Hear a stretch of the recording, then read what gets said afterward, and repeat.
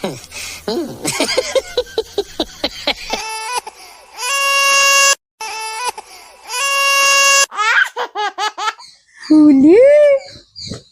Hello ফুলি, আমি শ্বাস প্রশ্বাস ফিরে পেলাম রে ফুলি।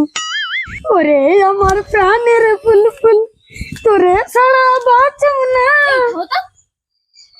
বউর হাতে মার খেতে খেতে মরে গেল, সে আবার প্রাণের গুলগুল করছে।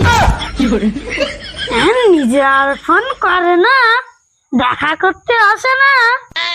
মনে আছে তো ওই জামতলায় দেখা করতে গিয়ে বউয়ের হাতে কেমন মার খেয়েছিলে? আমার ও আর এখন মারে না। একটু বউকে শাসন করতে হয়, হিম্মত রাখতে হয়। ঠিক বলেছ। হাই, ও হাসপাতালে যাবে, নয় দুগা হাতার বাড়ি খাও। আজই বাড়ি গিয়ে ব্যবস্থা করবো। হ্যাঁ যাও, বাড়ি গিয়ে দু চারকা বসিয়ে দাও। হ্যাঁ ওলা কথা রাখো ফোন।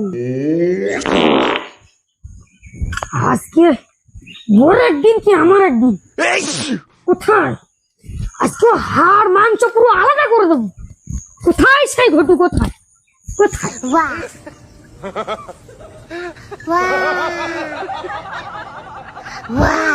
ছাড়বো না, ছাড়বো না।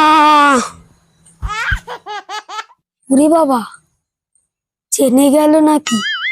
পুরো বটি হাতে আসছে। যাই হোক বল, হিম্মত ছাড়লে হবে না।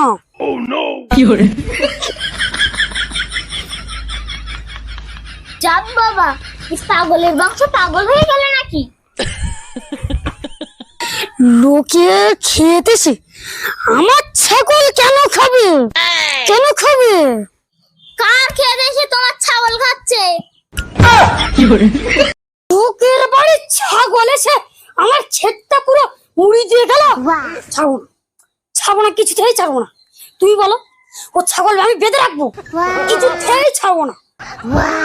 তোমার হাতে বটি কেন গো? ছিপে কটা মাছ ধরেছিলাম, তাই কাটতে যাচ্ছি। তুমি ছাগল নিয়ে থাকো।